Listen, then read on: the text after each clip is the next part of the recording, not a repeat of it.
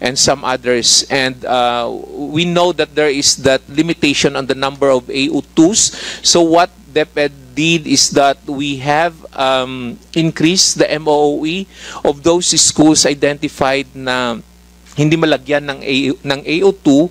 So schools or division offices led in the hiring of support staff. So as to the hiring of admin support staff, we have intensive monitoring sa mga schools natin and regional offices as to the filling up of this admin support staff. And we have provided real-time data para makapture natin yung pag-fill up nila ng mga support staff po. And the deployment dashboard, it serves as a tool that visually tracks and the deployment of school-based personnel, including the hard COS admin support for easy reference. The table shows the number of hired personnel as regards admin support staff per region. Next slide, please.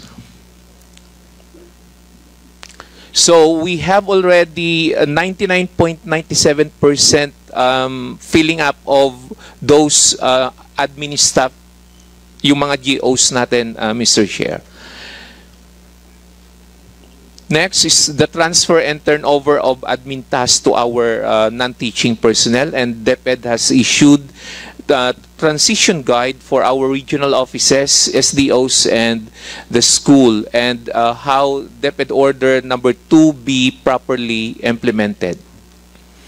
Next, we also issued advocacy materials for our field to follow as regards the filling up of these items, at the same time the turning over of those admin tasks to the non-teaching personnel. So I would like number 2, Mr. Chair, part of my report is report on the school-based non-teaching items. So the status of the filling up of AO2, we have already filled up 95.94% of the total authorized 18,313 items. So out of that, we have already filled up 95.94% as of April 25, 2024.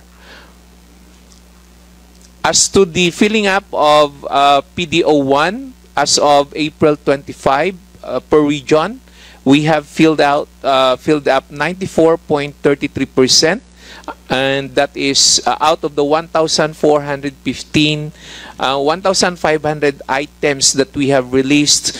1,415 PDO1 items were already filled up, and the total filling up percentage, as I've said, is 94.33%. So for the action steps for unfilled AO, ang ginagawa po natin dito, DepEd has that we have issued a DepEd memorandum on the submission of written status report and timeline for filling up of those unfilled items. And we ensure timely reporting in the quick count monitoring tool and the PMIS every 15th and last day of the month. And number 4, all our Administrative Officer 2 and PDO1 items shall be filled up by June 1. This is our target, Mr. Chair, that by June 1, all items should have been filled up. And all those items na nasa division pa, dapat ma-deploy na sila sa kanilang mga schools. And we have issued DepEd memorandum on this, Mr. Chair. As regards to the inventory of our AO2, we have already, since 2020, we have 2020 as to this year, 2024, we have already 24,509 AO2. This is based on school year 2022-2023 EBIS data. So for our proposal for this year, Mr. Chair, is that we shall be, we are proposing for additional 20,000 items for AO2. No? And while waiting for the completion of the school organization structure and staffing standard, in the interim, we requested, as I've said, 20,000 AO2 items for fiscal year 2025. Our ways forward, Mr. Chair, we shall be monitoring the deployment, of course, with reference to the electronic SF7. And as of now, we wanted to have, as I've said, since we have not reached the 100% filling up, we shall be monitoring, and we have given the deadline that up to June 1, all those items should be filled up. And we are having our onboarding for our COS, admin support personnel, yung mga job orders din natin na gumagawa ng mga non-teaching functions. And for the creation and deployment of school-based AO2 for fiscal year 2024. And our proposal as of this time is the creation of non-teaching personnel in which DepEd shall request for more NTP or non-teaching positions to ensure that all schools have admin support personnel. And that would be all, Mr. Chair. Thank you. Thank you, Director Mario Bermudez. Again, ano, tama ba yun, 50 tasks? Do you have exactly how many tasks, admin tasks na gusto ninyong i-free from the teachers? More or less 50 functions po. 50 functions. Yeah. Yes. Sa 50 functions yan, meron bang hierarchy na pinaka-importante matanggal, pinaka-kumukuha ng oras na mga guro, or wala? Lahat Wala yun naman po, sir. As regards hierarchy, wala naman po.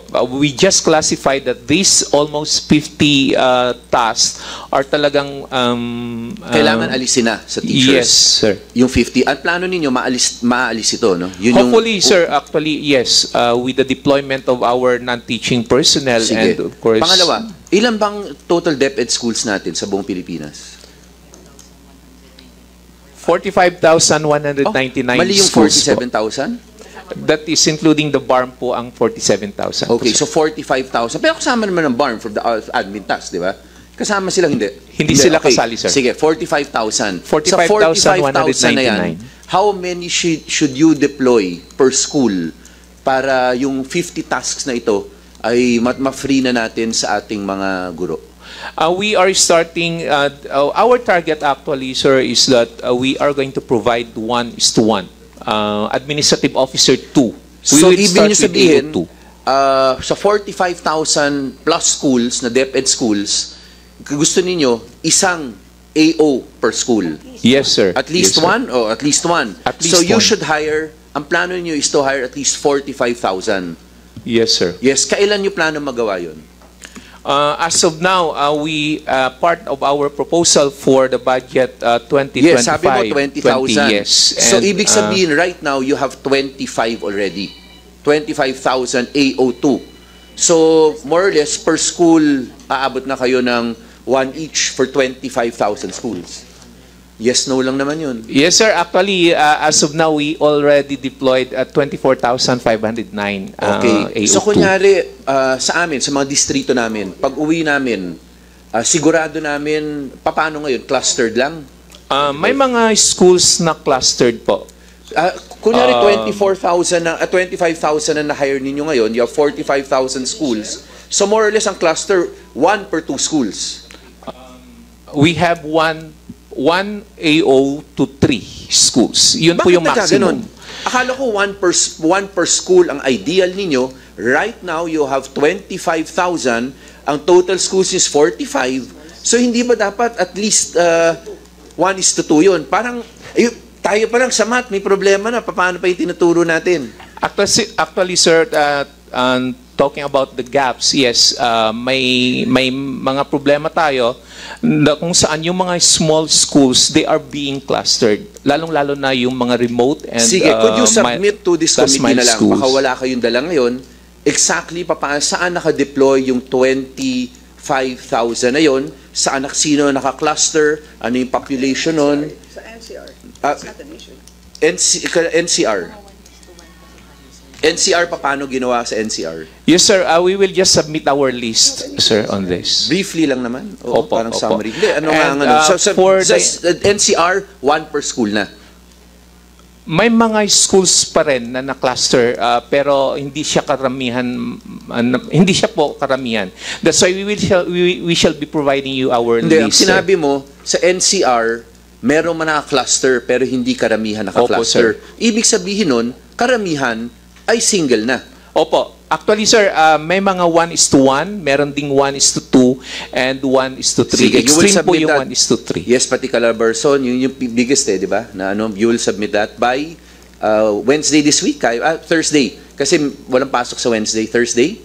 Fair enough or hindi? Yes, we commit that, Mr. Chair. Secondly, saan nyo kinukuha yung funding for the 25,000? Lahat yan nationally funded? Nationally funded po ito sila. Second, di Sir. ba pwedeng gamitin o humingi ng tulong sa SEF sa mga local governments? Hindi, bawal ba yon para maliwanag tayo? Mr. Chair, I just would like also to clarify that para masolusyonan natin yung problema na kakulangan ng administrative officer 2, what we did is we have increased the MOOE of those schools That na MOE talagang comes malayo. from the National GAA, correct? Yes, sir. Ang question ko ngayon, hindi naman to problema lang ng national government. Di ba kasama rin dito yung ating local government? Yes, sir. Hindi ba nila pwedeng gamitin yung bawal ba gamitin ang SEF funds or ang regular budget nila to at least augment yung doon sa parte lang, yung AOs lang? Pwede ba yon o hindi? Or you're not the person to ask that? May DILG dito eh. Would you know the answer? Actually, sir, right now we based on our data, there are those non-teaching that were being hired by the So local in other school words, the board answer po. to the query is simple. Pwede gamitin ang regular funds o ang SEF or SEF lang o regular funds lang? Pwede naman po, sir. Either of the two. Yes, sir. Sige. So sa 25,000 currently, ilan ang galing sa GAA for MOE at ilan yung galing dun sa local? Di ba dapat sa tip of your fingers yon? Sorry. We shall be providing you the data na lang, sir, para Bakit? Oh, because this is such tagal na natin pinag-uusapan ito eh. So right now, if you were planning with respect to this problem or challenge, alam niyo na ilan yung sa locally hired, ilan yung hindi. So as I've said, there are 25,000 items Yes. funded by DepEd na, and approximately 5,000 being hired by the local school board. Yes, could you also give us a list of the local LGUs that are helping you out? Yes, sir. And the we reason will. bakit yung iba ayaw, hindi nyo linapitan para humingi ng tulong, or you're in the process of, kasi superintendents report to you, part sila ng local school board. So they should be able to champion your cause, di ba? Yes, sir. Or at least the teacher's cause. O wala pa doon? Actually, the superintendent as the co-chair of the local school board, nandun naman din siya to represent. And as I've said, we are actually encouraging the local school board with the superintendents leading na LSB should have to support us in providing non-teaching personnel for our schools. So you can tell this committee that all local government units, in fact, want to help out in this problem based on the reports of your superintendents. Meron bang hindi? Meron bang local government unit na nahihirapan tayo? I cannot answer on that Definitely yet, meron. sir. Alam mo bakit? Yes. Definitely. And that is not the fault of the LGU. Kasi hindi naman lahat ng LGU would have enough resources. So kaya namin tinatanong yon because we want you now to have a school mapping saan tayong LGU na hindi nila kakayanin talaga because hihingi kayo ng 20,000 for the next AO2. So alam nga naman ibigay natin yon sa mga mayayaman pang LGU. Hindi ba dapat? Yes. I would have assumed na may plano na kayo na ibigay yon dun sa hindi masyadong mayayaman na LGU para mabuo natin talaga. Di ba, Director Bermudez? Would that be fair? Yes, sir. I agree on your idea na there are those cities or municipalities na talagang may kakulangan sa resources. Yes. So may school mapping Yes. na kayo about this. You would That is now the tip of your fingers. DepEd would know exactly now of the how many LGUs in the whole Philippines, sino yung medyo kailangan natin lagyan ng AO2s based on the J. Alam niyo na yun. Yes, sir. Yes, sir. So you will submit that to us? Will fair enough ba yung Thursday o more time? More time. Okay lang naman, para hindi kami umaasa na maaga. Next week. Sige, no problem. Next week, anong day next week? Mga Tuesday, Wednesday next week. Wednesday, yes, no problem po. No problem. So 1 Wednesday week, next week. Mr. Chair. Yes, more than a week yun. Monday ngayon eh. Sige, Wednesday next week, you will be submitting that. Tama po ba, no? Sige. And then, last na, no, because some members already want to also interpolate, ano? O siguro, unahin ko na natin si our Deputy Minority Leader, the Honorable Marisa Magsino, wants to ask a few questions. Honorable Magsino? Thank you, Mr. Chair. Good morning po sa ating lahat. Department Order Number 2 po ng DepEd, which provides guidelines for the immediate removal of administrative tasks of public school teachers, also allows the school division offices to hire additional JOs and COS for the purpose to be charged as MOOE. Meanwhile, COA DBM Joint Circular Number 2, Series of 22, extended the transitional period for the engagement of JOs and COS to December 31, 2024. Recently, our President Ferdinand Bongbong Marcos extended this period until December 31 of 2025. As of June 30 po, 2023, 29.68% of the government workforce are GOs, COS, with DepEd coming in third among government agencies with the highest number of JOs and COS. Inclusive, my question is, inclusive labor policies frown upon the massive report to JOs and COS because it deprives workers the right to security of tenure and to the basic welfare benefits accorded by law. And yet, we keep on employing and heavily depending on them. How do we reckon with this, especially in the light of current policy direction of the government to minimize, if not altogether, avoid the use of JOs and COS, Mr. Chair? Honorable Magsino, in other words, ang tinatanong po ninyo, based sa report na nakita ninyo, ang Department of Education has the third highest number of JOs. Yes po. Una, ano ba ang trabaho ng JOs sa DepEd? What do they do? Yeah, ang pagkakaalam ko po, mga job orders na ito, mga COS na ito po ay mga contractual lamang. Wala Yes. pong Ano yung security specific- of tenure. Yes, May nandun I na tayo. ask- Ano yung specific task nila? That I want to ask. Sige, ano yung specific task ng JOs na yun? ng JOs at COS nyo? As regards to the specific Including tasks, ilan ba yan? Ilan yung JOs ninyo? right na now, na-refer? Mr. Chair, we And have hired 7,053 to fill up those schools na 7,055. And as I've said, there is that 99.97% filling up rate already. As regards to the functions of this job order being hired, the administrative functions na ginagawa ng mga AO, ito rin po yung ginagawa nila. At binibigay natin na trabaho sa kanila, like that of the personnelling, like that of sa ating as admin support. Actually, they are into personnelling, into property custodianship, and at the same time, records keeping. Okay. In the central office, in the regional offices, or in the schools? In the school level. In the School level. Okay.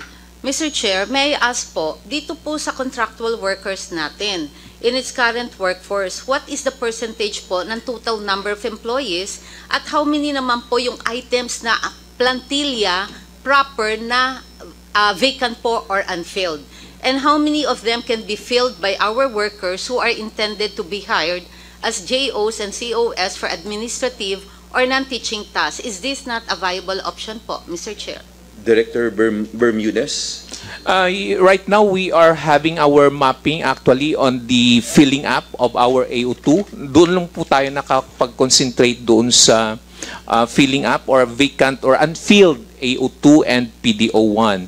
And as I have mentioned earlier, yung 95.94%, yun yung present na filling up natin. That's why Department of Education has the target that by June 1, all those unfilled items will be filled up. And this will be a very good, viable support as regards to the administrative task for our non-teaching. Mr. Chair, if I may, gusto ko lang po malaman talaga po ano po ba yung ilan po talaga yung ito yung may i-filled na po itong plantilla items na to na unfilled? Ilan po ba dapat ang i-filled natin na plantilla items? In other words, ganito rin.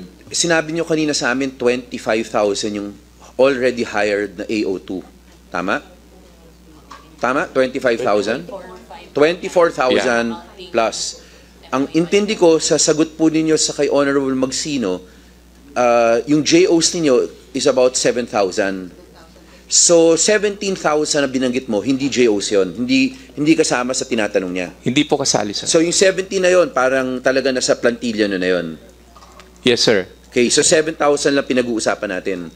Yung mga job orders po. Yung job orders lang. Okay, para maliwanag.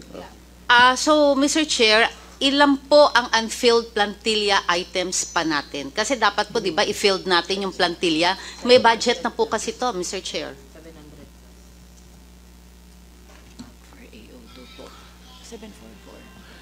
For AO2, we have 744, but I know this is not the entire. You are talking about the entire one. Yes po. We shall be giving you the exact number, Mr. Chair, as we are going to connect Honorable with our Magsino, ang PD. tinatanong ninyo. Kasi AO2 lang po ito. O AO2 lang. Ang gusto nyo malaman, pati yung unfilled positions na teachers, yung mga ganun, everything else. AO2 meron silang number. 744. Yes, ma'am. We have our data for AO2 AO2, lang. 744 unfilled. Oo. Yes. Pero yung plantilla positions, yung teachers and all other things, yun yung wala That's pa. in our PD, at our PD. Yes, you Personal will division submit po. that. Yes, sir. Oh, yes. Honorable Yes, sir. Magsino. Thank you, Mr. Chair. So, we'll be awaiting po. Sabit na lang po sa committee at sa OFW party list po. Maraming salamat po. Noted po, Ma'am Magsino. In other words, Honorable Director Bermudez, para maliwanag tayo, yung present ninyo kanina sa amin dito na hinire po ninyo na more or less 24,000 plus, yun AO2 lang lahat yun. Yes. And sa 24,000 plus na yun, 7,000 plus, yun yung rin-refer ni Honorable Magsino na job order. Job orders. So yung Yes. 17,000 plus, hindi job order yun. 7,000? 17,000. Because 24,000 yung total kanina. You said that you've already hired 24,000. Sige daw. 24,000 po na ito, sir. Yung 24,000 ito, lahat po ito ay plantilla. So 24,000 Yeah. purely plantilla po lahat. Yeah. Yes. Director Bermudez? As of for starting 2020 up to 2024, we have that 24,509 AO2 being hired. Ito yung mga plantilla items po, Yes, sir. so currently 24,000. Yep. Yes. Hindi siya cumulative na ginawa nyo from 2020, may 7,000 na hire. Cumulative po yan, sir. Okay, but currently cumulative na siya to 24. Yes. So you have 24,000 na plantilla position AO2. na AO2. Sa 24,000 AO2 na yan, 7,000 belong to JOs. No, hindi pa po kasali doon. Oo, so yung 24,000 na minention mo o kanina dito, lahat yon filled plantilla positions. Yes, sir. Plantilla You want positions to, po. ano, Yung make sure? 24. Ha? Unfilled. No. Okay. 24,509, these are plantilla positions. Authorized po siya. By authorized, filled na. As we have presented, Yun there na nga are eh. 700 plus, 700. Okay. So 24,500 44. plantilla positions for AO2. Lahat filled na except for 744. Yes, sir. No, sabi sa likod mo, hindi. Dito is unfilled. Sabi ng staff mo, hindi. Please, ano. Oo. Ganito po kasi siya. Yung 24,000 natin kasi, sir, accounting the 2024 creation po, sir. Sinasama natin siya. Pero kung ngayon sa Pabalik mo yung current slide. plantilla natin, it's only 18,313. From 18,313 po, ang Again, there's nothing. We just want to get to the Yes, actual. yes, sir. Yes, sir. Yes, okay na tayo. Director Bermudez, pwede ba namin i-flash ulit yung linabas mo kanina na field, yung slide mo about that? Yes, Is it sir. with you? Please. Sige. Are you, now, will you already, before we do that, may I acknowledge the presence of our Vice Chairperson of this committee, the Honorable Det Escudero. Det, welcome.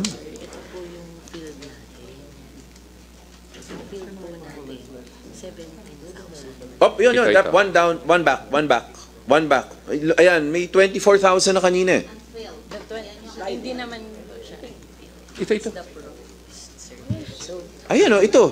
Total field is 17,569. Okay, so ito yung ano. Out of 18,313. So 17,569, and there is that unfilled number, absolute number 744 po. Wait, before that, nasan yung missing ano? 24. Creation po yung 5,000. For creation pa yon. This 20. Ibig sabihin, created na by the GA for 2024. Hindi nyo lang filled. O DBM has not authorized you yet. May pondo na for 2024 for an additional 5,000. Tama? Yes. Okay, so ngayon currently you have 18,000 plantilla positions, more or less. Yes. Sa 18,000 na yon, completely filled na yan except for 744. Yes. For this year's budget, nag-allot ang Congress sa inyo 5,000. ng additional 5,000. That's why kayo umabot sa 24. Yes, sir. Pero yung 5,000 na yan, hindi nyo pa na-fill.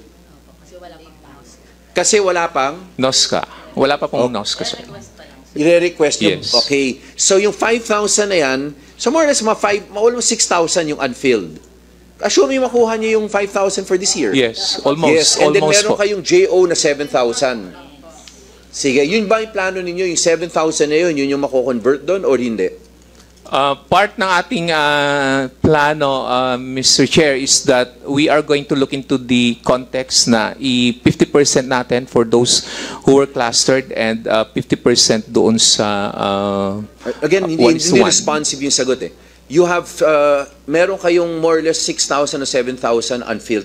In-include ko na yung 5,000 for this year. Yes, Tama? sir. Plus 744. Meron, di ba? 5,074 lang pala. 6,000 something. Almost 6,000. Okay, 6,000. Meron kayong JO na 7,000. Yes, sir. Simple yung tanong, yung 7,000 ba na yon, will they be getting that almost 6,000 unfilled or hindi? Yun yung isang option natin that Okay, ang tatanungin niyo sa amin. yung iba kasi, sir, is walang mang eligibility yung ating na-hire po, sir. So, pwede niyong isubmit rin sa amin kahit by next week. Sa 7,000 na yan, ilan yung eligible?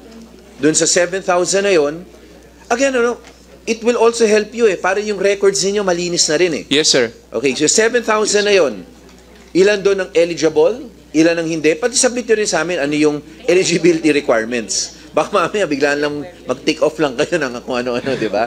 So that we also know. Is Yes, that sir. fair enough? Noted po, sir. Noted. Yes, Stella, Congresswoman Stella? Although, just quickly, if immediately we want to, if the objective is to immediately remove the admin tasks from the teachers, it's not so bad also to keep the JOs first so that you have about 13,000 individuals, so and then eventually get an additional Yes. 7K so that eventually your JOs can move into plantilla positions. Kasi ang hirap naman na nababox in tayo into immediately moving the JOs into plantilla positions. Alam naman natin that it doesn't happen overnight. They come in as JO today and then tomorrow they fill in a plantilla item. Yes. Right? I mean, it takes time as well, right? Yes. Honorable Stella, in other words, ang gusto lang natin parating sa DepEd, right now, they would have ma-fulfill nila yung NOSCA na sinasabi nila, they would have 24,000 plantilla plus Plus the 7,000. 7,000 Correct. na JO. Ang Yes. point lang, you have now 31,000 total Yes. yun, di ba? So hindi naman dapat mawala yung 31,000 na yun, whether they are in the plantilla or in the JO. Actually, sir, that is one. The one being said by Ma'am Kimbo is being studied as one of the options that we are going to keep those 7,000 na GO. And another option is that we shall be removing those GO and then we will be replacing them with the item. Opo. Yun yung mga options na pinagpipilian natin in which Hindi, pero ang point niya, even if, what do you mean i-replace yun ng item? meaning to say, yun yung bibigyan natin ng Correct, pero AO2. yung item pa rin for the JOs will still remain. So, ibig sabihin, pag yung 7,000 na yun, 6,000 sa 7 na yun, ilalagay ninyo doon sa plantilla ninyo, magkaka-vacancy kayo na 6,000 na JOs. Yes, sir. That will help you reach the 31,000 kasi Yeah. gusto natin 45 eh. Is that your plan? Yes, we are going to... Or ngayon lang natin naging plano yun? Actually, sir, yung suggestion ni Congressman Kimbo is the one na iniisadihan natin, and that Yes. would be a very good suggestion, in which I am going to discuss with our principal. Yes, and again, everyone in DepEd confirms that. So, aside from the 24,000 plus plantilla, i-retain niyo yung 7,000. Kasi the President already authorized you eh. Di ba? In-extend na niyo yung 7,000 na yun. And it will help you reach the 45,000 schools that you want to at least be able to provide one admin officer per school. Tama ba? Yes? Pwede yung officially sa mic may magsabing that is the plan? Or I will put on record. Yes, sir, that- it's part of the plan. Kaya lang din, sinasabi ko, ang magiging challenge niyan, some of those GOs are not eligible. Correct. Then you retain them as Yes. JOs until Yes. they are eligible. Yes, But then well they will taken still po. be able to help you. Well taken po, sir. Di ba? Tama? So next year, when assuming hihingin nyo ngayon, di ba? May budget call, hingin ko yung additional 20,000 AO. So that will take you to 44,000 plus.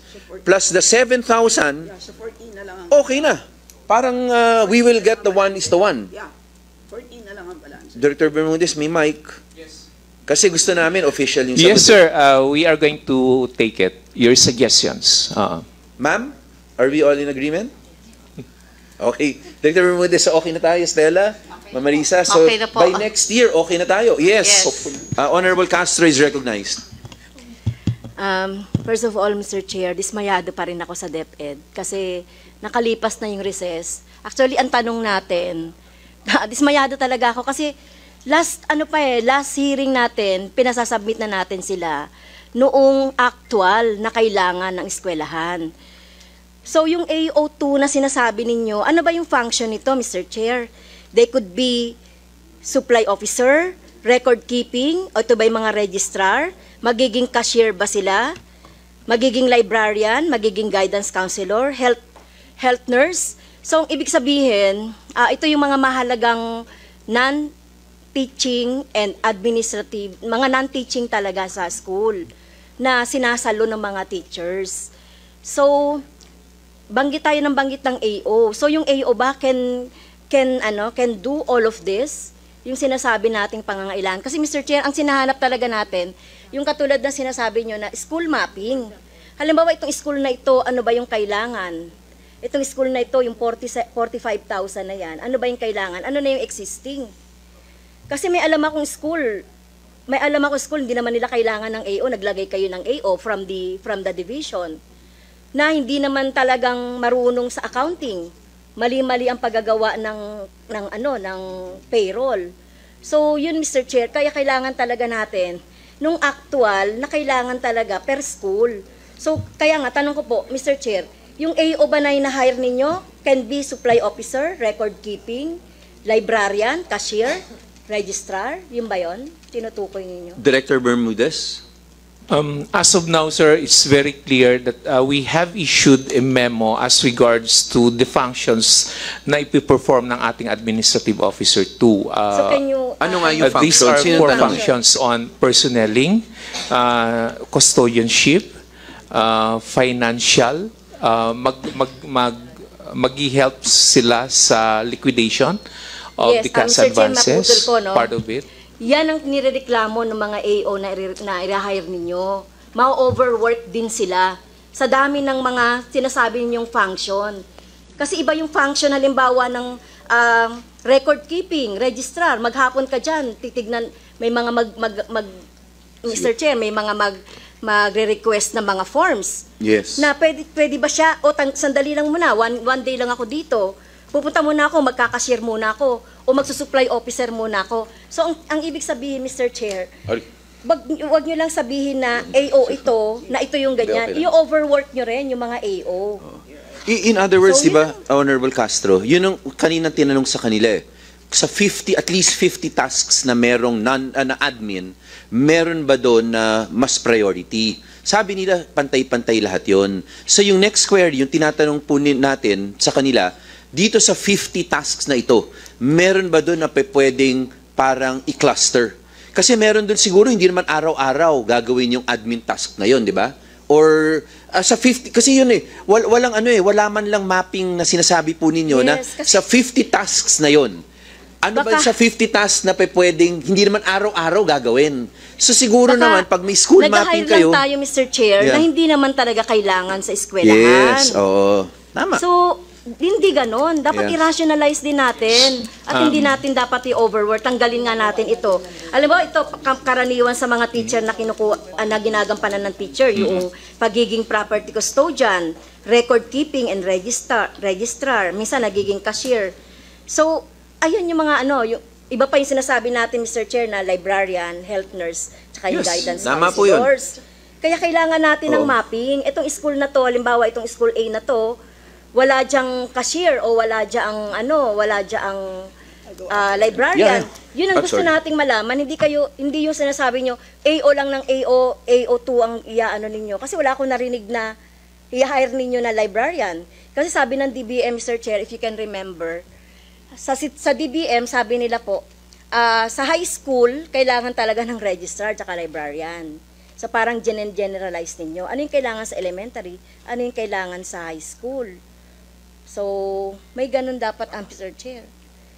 So meron bang after you get the 45,000, currently now gumagawa na rin kayo ng mapping about Yeah. ano yung daily na trabaho at ano yung pwedeng i-cluster? Yes, sir. Actually, Ginagawa niyo na tapos na yun? Yes, sir. Actually, So you sir, can submit to us ano yung pang-araw-araw na kailangan yung ginagawa? na-map ng mga functions, sir, ang Yes. ibig niyo sabihin. Actually, sir, we are going to release the next DepEd order as regards rationalization of the workload.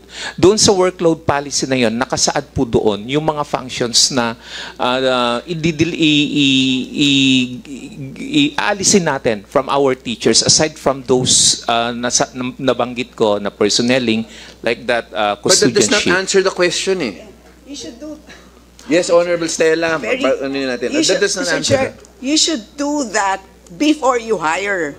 Kailangan mo munang bilangin muna ang mga taong kailangan mong i-hire bago kayo mag-hire.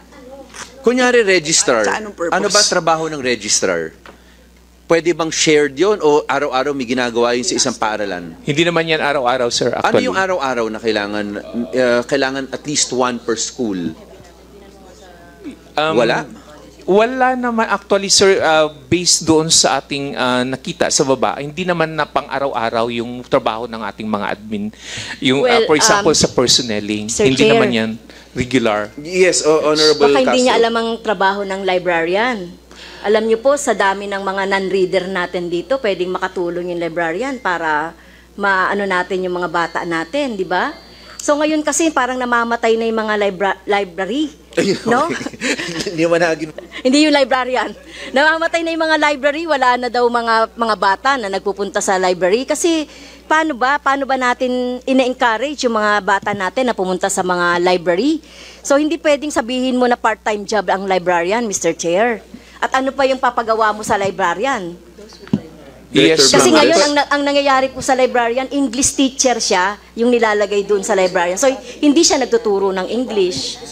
Nagla-library siya. Yes, actually, ma'am, we do not discount the hiring of guidance counselors because hiring guidance counselors, before tayo mag-hire, marami tayong i-consider din na dapat i-consider, like for example, infrastructure natin. So, yun yung nagiging isa sa mga challenges. At ang ating unang binubuno ngayon is yung administrative tasks.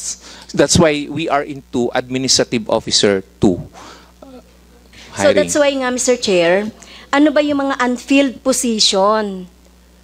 Kasi alam ko may mga position yan for registrar, may mga position yan for librarian. Pwede bang isubmit nyo yun? Kasi matagal na namin pinasasubmit yun. Ilang supply officer ang kailangan, property custodian, ilang simple na clerk lang yung kailangan. Yung mga ganun sana na mga, Mr. Chair.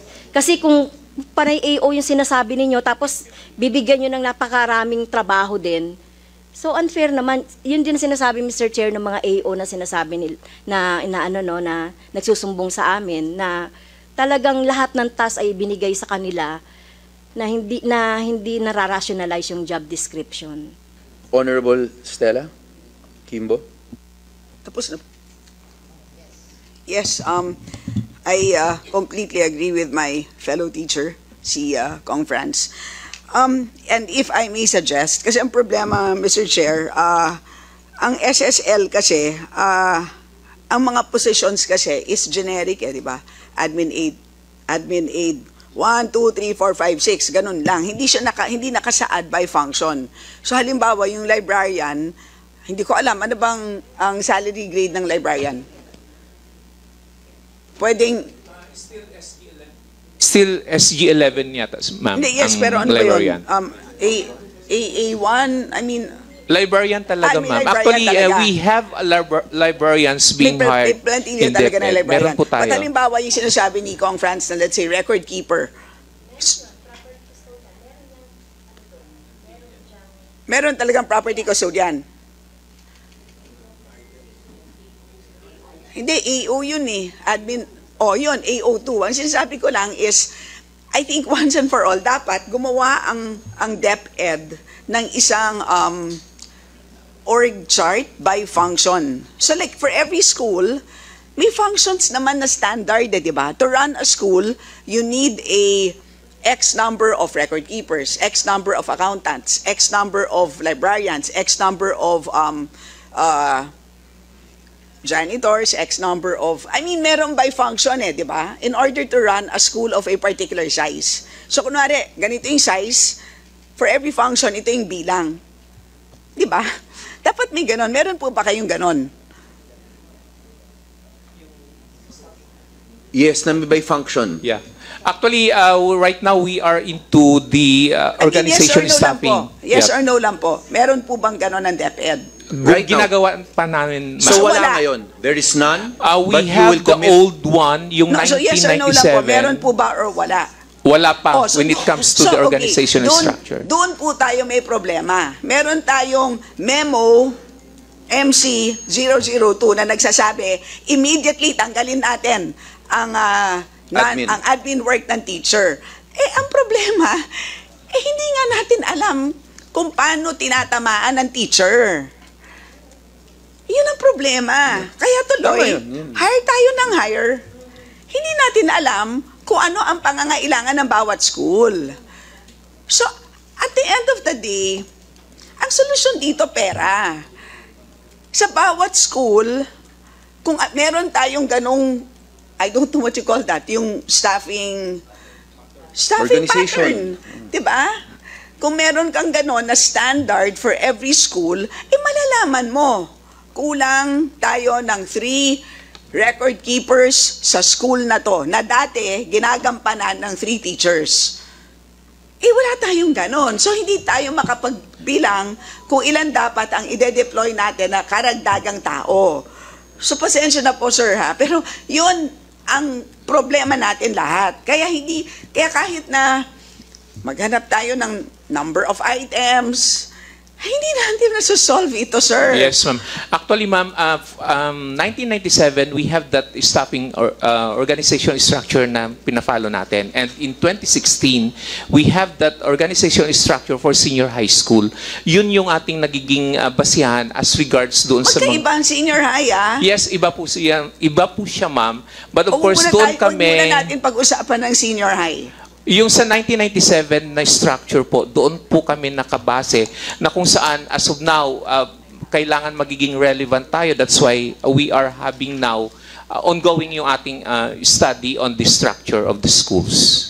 Sir, ang pinag-uusapan po natin is the admin portion. Huwag muna natin i-delineate by level. Hindi naman nagbago ang pamamalakad, hindi naman nagbago ang paglilinis ng school, ang pagbibilang ng pera sa school, hindi po ba? Hindi naman nagbago eh. So, malamang, pareho pa rin yung required number of librarians, record keepers, etc. So, kahit na luma, palagay ko, it's still useful. So, halongkatin po ninyo ang staffing pattern na yan kahit luma. And that will be a useful starting point. Doon po tayo magbilang. Ang tinutukoy ko po na 1997 staffing pattern is that from the principal, diretso na kasi siya doon sa teachers. Hindi po, Ayun po. Again, teaching lahat. Walang Opo, sir. non-teaching. Wala po. Wala po. Yes, and I'm telling you, sir. Kaya hindi na siya nagiging responsive. No, yes, sir. Ang pinag-uusapan po natin, admin. Kalimutan muna natin yung teaching part. Admin ang pinag-uusapan natin. Yes, We ma'am. need to have a Sige po. standard for that. Well taken po. Kaya tayo nagkakagulo, right? So ngayon, it's very random. So ngayon, the burden falls upon the school head. Kanya-kanyang diskarte ng school head. Ganun eh, di ba? In reality, kanya-kanyang banat ng school head. Kung magaling si school head, kinakaya ng school head na, ito, meron nagkataon na magaling din ang teacher na to.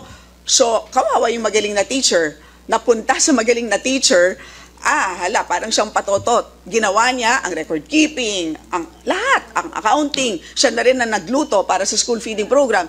Tama ba? Ayun ang nakikita ko pag bumibisita ako sa school. So, natatawa ang teacher. Tama! Ayun eh. Wala po tayong standards. Yun ang problema. So, bago po natin pagdebatihan ang ating memo na maganda po sana at ang numero na maganda po sana, it will not solve anything. And do not come to us asking for money. It will be wasted money, I promise you. Yun po. So, and then one last thing, Chair. Si Kong Franz talked about nurses. You can actually get resources from other agencies. When we talk to DOH, ang dami-daming unfilled nurse positions. Bakit hindi ba natin kinausap ang DOH? Pwede naman mag-deploy ng nurses sa schools. Na-explore niyo ba yon? That's number one. Number two, alam niyo po, ang dami ko pong dinedeploy na GIP sa bawat school. Alam niyo po yung GIP? Government Internship Program. Every school requests. Baka naman meron kayong pwedeng i-request sa DOLE na interns. Na nire-request ko din sa DOLE. Siniswerte ako, nakakapag-request ako, bibigyan ako, nakakapag-deploy tayo sa bawat school. Napaka-useful nun kasi yung mga, siyempre, di ba, there are certain things na very ministerial na talagang inaasa sa teacher. Pero marami tayong mga fresh graduates at malaki ang nila, I mean, they get minimum wage. So tuwang-tuwa ang mga school heads kapag nakakakuha sila ng mga 20 GIPs, malaking bagay. So again, you can talk to DOLE for that. So maraming solutions, sir, na available. So it's just a matter of... Yes, but it will all begin with a staffing pattern for admin tasks. And if you can please submit that to the committee within the day, because presumably you have that. And even if it's a 1920 document, we will accept it as a starting point. Okay, That's first all, sir. question, meron ba? Wala. Wala. So could you submit that by next week? Kung wala. Para ano tayo dito? We should not expect anything this afternoon kung wala naman We will talaga. submit the 1997 staffing pa. The 19... 1997 Yes, po, but the na pinapalo natin. 1997... Excuse me. We will Yung submit gusto po, magsalita, Mr. pwede Chair. lumabas. Yung gusto mag-converse, pwede lumabas. Yung staffing partner na 1997, does it include admin tasks? Wala po dun, Kaya sir. nga eh. So ang pinag-uusapan natin dito is Department Order number 2, which are admin tasks. Isasubmit mo sa amin some staffing pattern that we are not asking for. Ang hinihingi nga dito yung admin tasks, staffing pattern, meron ba o wala? Wala. Wala pa, sir. Okay. Wala pa. So what is reasonable, a reasonable period na masubmit nyo sa amin yun?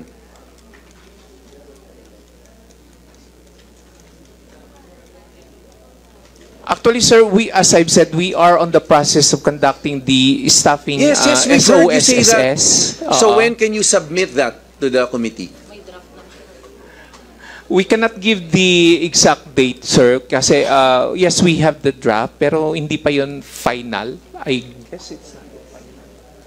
Yes, but ang mangyayari dito, we will wait for your hierarchy to decide on that before we move on that. Hindi ba mas maganda, bigyan nyo na kami ng copy ng draft so that we can also take a look at that. In the next committee meeting, oversight na naman natin, pwede namin magbigay ng suggestions na doon? Sir, as regards the draft, we can provide. Perhaps I will tell the principal, our principal, that we are going to provide you with the draft. Yes, for the when meantime will you po. provide the draft?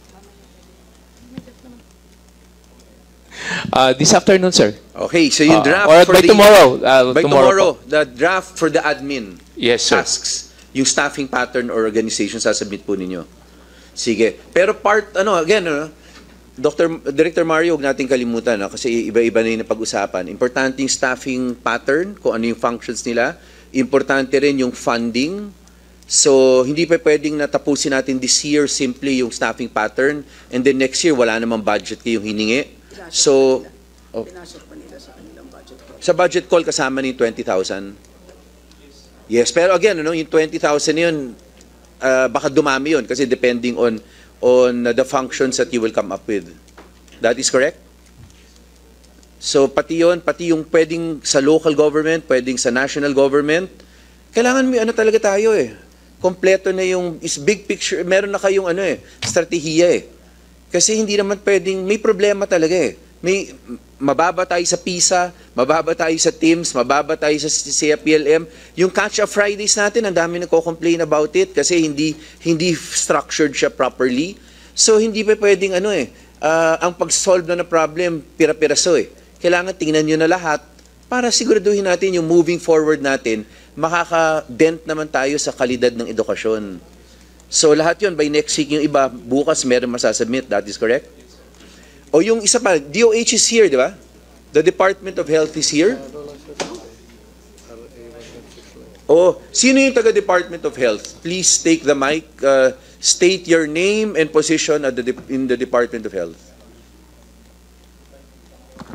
Hello, Alexander De La Fuente, Medical Officer 3 from the Department of Health. Mr. De La Health Promotion Fuente, Bureau. alam kong you are here for the inclusive education. That is correct, sir. Pero with respect to staffing pattern, yung mga nurse na kailangan ng ating mga paaralan, would you be in a position to tell this committee if the Department of Health is ready to help the Department of Education with respect to this challenge that they have? My apologies, sir. I wasn't authorized to speak on that matter. Sige. But now that you know that this issue has been brought up, when you get back to the DOH later on, can you bring up this issue on... kailangan kasi mag-meeting kayo ng DepEd As DepEd, of course, hindi mo sabi. Director Bermudez, have you ever approached the Department of Health, DOLE for GIP, for Chair. help on this? Answer first, Director Bermudez. Not yet, sir. Okay. Mr. Chair. Yes. Mr. Chair, I actually have. And so at that time, it was Secretary Vergere, and she, in fact, endorsed my GIPs. Yes, ang the- problema nga, hindi to the nila schools. linalapitan yung ano eh. Hindi nila, ang DepEd has not approached the other departments to No, ito coordinate na nga these yung functions. nangyari sa akin. So, in-endorse ng DOH sa schools. Yes, but that is particular to Marikina lang. Yes, but we ito need na nga the central nangyari. office. So, ang nangyari sa Oh. akin is, hindi ko alam kung ano nangyari, pero hindi nakapag-report ang GIP sa schools. And what is So, the reason itanong for nyo that? I don't... Hindi na-accept ng schools? I-challenge ko na lang ang DepEd. Tanong na lang po ang SDS. Yun na lang po. Sir Chair, may intervene? Yes. Honorable Castro, before I recognize you, may I acknowledge the presence of the lady from the Lone District of Quirino, the Honorable Midi Cua, and the gentleman from the 1st District of La Union, the Honorable Francisco Paulo P. Ortega V. Welcome po. Yes, Honorable Castro. Well, Mr. Chair, talagang based sa policy po, sa natatandaan ko sa rationalization plan ng DepEd, tinanggal nga nila yung tinanggal nila, Mr. Chair, yung mga nurses dahil nga hindi siya core function. Tama, di ba, Director Ariola? Natatandaan ko, teacher pa ako noon eh. Tayo, DepEd, ang last na nag-rationalize nag-rationalize ng mga position. At nilagay nyo lang sa rationalization yung mga essential core function. So tinanggal ninyo, halimbawa, Mr. Chair, tinanggal nila yung mga nurse, tinanggal nila yung mga clerk, tinanggal nila yung mga driver, tinanggal nila yung parang naging yung mga clerk, yung mga driver, yung mga janitor, na lang yun siya eh. Hanggang sa ginawa na lang siyang continuing na agency hired, contractual, gano'n na lang yung ginawa. Pero meron plantilla position yon, may mga item before yon, natatandaan ko. So, doon tayo nagkagulo-gulo kasi nilagay nyo lahat yung mga function ng mga yon sa mga teachers, no? Inaako ng ilang mga teachers yung mga function ng mga yon. So, alam mo, ito napakahalaga ngayon mula nung pandemic, Mr. Chair. Napakahalaga talaga na merong at least one nurse per school kasi nagiging teacher nurse ang teacher eh. Teacher clinic. So, meron naman silang training. Pero Mr. Chair, hindi naman ito yung function ng teacher. Magturo talaga. Kasi yung mga MAPE teacher, yun yung magiging clinic teacher. May mga nagsabi sa akin na report na nagtitraining naman sila. Pero hindi nga yun sana yung dapat na ginagawa ng teacher, magturo. Kaya talaga may problema tayo, Mr. Chair, policy pa lang sa rationalization program ng DepEd. That is why we are trying to solve that now. Tinutulungan na rin natin yung DepEd. Sabi nga ni Congresswoman Stella, kailangan ng DepEd hindi rin mahiya na lumapit dun sa ibang departamento na makakatulong sa kanya, katulad ng DOH, ng DOLE. Kasi hindi naman kayo dapat nag-ooperate in a vacuum eh. So, dapat humingi kayo ng tulong. I think this problem is also the problem pagdating ng senior high school sa TESDA eh. Hindi rin kayo ayaw nyo rin magtulungan eh. So, yun naman ang totoo. So, dito, Director Bermudez, andyan naman ang DOH, andyan ang DOLE, nagawa na ni Honorable Kimbo before, through Secretary Vergere, na yung GIPs. Di ba? So, ang point lang, hindi, sa mga ibang librarian, we're talking about everything na, there are 50 tasks. Di ba? Oo. Alam niyo, huwag niyo lituhin na isa lang ang gagawin na task. Maraming task eh. Hindi pa pwedeng solvehin lang nila isa kasi babalik na naman sila dito, isa lang ang na-solve na problema. Ang gusto natin lahat na. Kasi identified naman yung at least 50 tasks eh. Kung pira-piraso na naman, wala na naman mangyayari sa atin eh. So kung pwedeng... Tupad rin nga eh, actually. Meron nga tupad, may oyster. Marami kayong pwedeng Sorry, atin lang yun, NCR. But at least, NCR. Okay. Again po, Director Bermudez, maliwanag naman. So, Opo, sir. we assume hihingi na kayo ng tulong rin sa ibang departamento? Yes, sir. Yes. You will. So, pag nag-meeting tayo next week, may report rin kayo na nakipagpulong na kayo sa mga ahensya na makakatulong sa inyo. Tama po ba? Yes?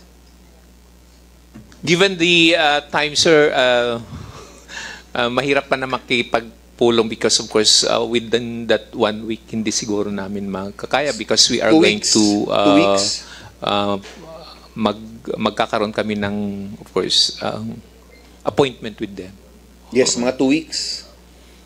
Kaya ba nun? Sige, at least in 2 weeks, give us a progress report. Na at least may sulat kayo sa DOH, may sulat kayo sa ibang departamento, para malaman natin, under ARTA, kung sumasagot ba sila sa inyo. Baka mami, sila naman hindi sumasagot sa inyo eh. So malaman rin natin kung ano nangyari, di ba? Sino talaga ang may problema. Yes sir, we will provide you with the progress report on that after 2 weeks po. Sige. Mr. Chair. Yes, Honorable Castro. Gusto ko lang ma-actual kung ano yung problema. Baka pwede nating matanong yung mga teachers natin na nandito. Briefly lang, kung nabawasan ba talaga. Kasi alam ko sa Quezon City, may mga AO na sila. So nabawasan ba talaga yung admin and ancillary tasks. So briefly lang, Mr. Chair, can I?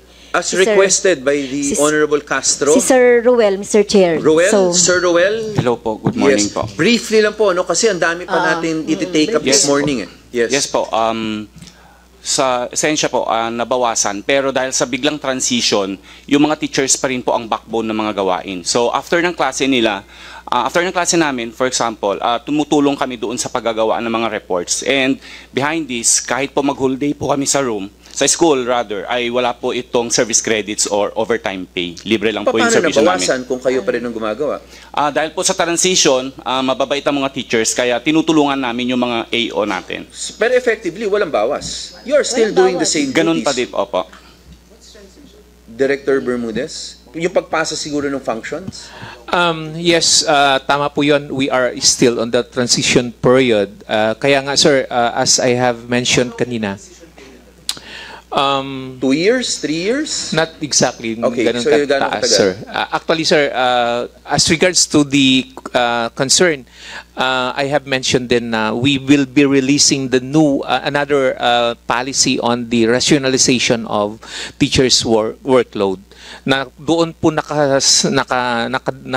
naka-mention po doon kung ano yung mga functions na i-retain natin sa mga schools, sa mga teachers na kung saan if this is for the teachers, they will be granted the overload pay. Honorable Doon po. Honorable Castro, is that I fair? think, yes, tama. Pinag-usapan na rin namin yan, Mr. Chair, with Yusek Cabral. Yes, sir, ma'am. Defining, Yes. defining administrative ancillary overtime at saka yung overload pay. Pag overload, Mr. Chair, nadagdagan yung teaching hours mo beyond 6 hours. So, yun yung gusto rin nating malaman, Mr. Chair. Ano na yung status nung memo na yon na ngayon nga inaantay nga ng teachers, yung PVP pa rin, at saka yaan, yung mga overtime, mga tasks, at saka yung ancillary. So, yun po, Mr. So Chair. this is what you're mentioning, ito yung second na i-release nyo Yes, with sir. respect to In support admin to task, DO2. kung ano yung aalisin sa teacher at kung ano yung ma-retain ng teacher pero magkakaroon sila effectively Overtime ng pay. Ng pay. pay. Yes, sir. Overtime pay. Yes, sir. So, kailan po yun ulit? Sorry As of now, we have not yet released it. It's still in the Office of the Secretary. OSEC pa po, sir. Yes. And based on our discussion, Congressman Franz, yes, we discussed that also. And as of now, nandun pa po sa USEC. And Okay. we are hopeful that it will be released the soonest. Teka, kasi ang dami natin topics. Kailangan talaga one oversight ata per But, Congresswoman Stella? But again, Mr. Chair, nagtataka ako na nag-draft ng ganitong, maganda yung memo ha, sir. Pero nag-draft kayo ng itong magandang memo na to without reference to the staffing pattern na hinihingi natin. Di ba related rin yun? Itong memo na to doon. Di ba? So parang, paano yun, sir? Di ba? So, again, babalik tayo dito sa ating root problem na hindi natin talaga naiintindihan ang paghati-hati po ng administrative burden. So, yun po. Yes. So, sana po, itong ginagawa natin na beautiful memo, tingin ko magiging mas beautiful pa po kung nakaangkla po siya dito sa staffing pattern. So, We will take note of that, Congressman. Do it na lang. Di ba? Huwag na note. Just do it as masubmit na sa amin yung staffing pattern for admin.